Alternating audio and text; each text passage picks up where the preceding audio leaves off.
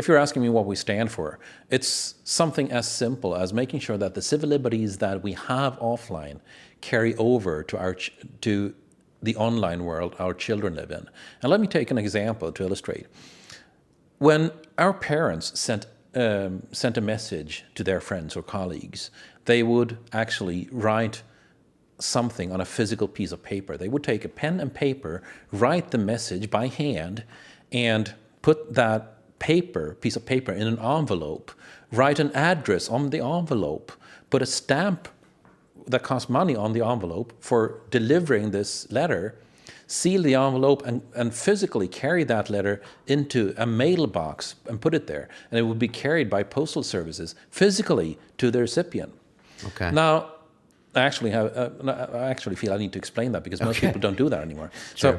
So when you did that, that letter had certain characteristics. First of all, it was anonymous. You and you alone would determine whether you identify yourself as sender of this. On the inside of the letter, for only the recipient to know. On the outside, for the entire postal service to know, or frankly, not at all. Or you could write a phony name. That was your prerogative entirely. It was untracked in transit. Nobody had the right, nor for that matter, the capability or means to track who was communicating with whom in real time. It was absolutely secret in transit. It was unheard of that you'd open all letters just to see if some letter contained a copied drawing, unless you were thinking of Stasi in the old East Germany, and we don't think of those in fond terms.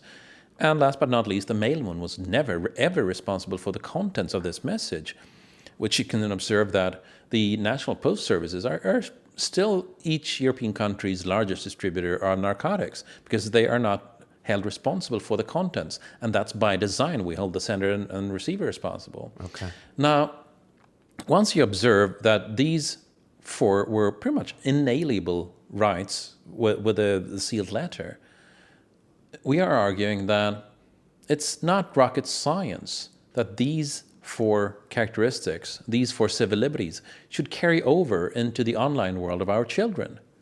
Because we don't determine what civil liberties we have based on who gets to make a profit or not.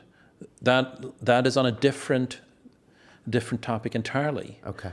So when you say this when you say this aloud, in particular the copyright industry tend to say that you can't be serious. You can't allow anybody to send anything to anybody else. We'd go out of business. And I say, so what? An entrepreneur's role is to make money given the current constraints of society and technology. You do not, as an entrepreneur, get to dismantle civil liberties just because you can't make money otherwise.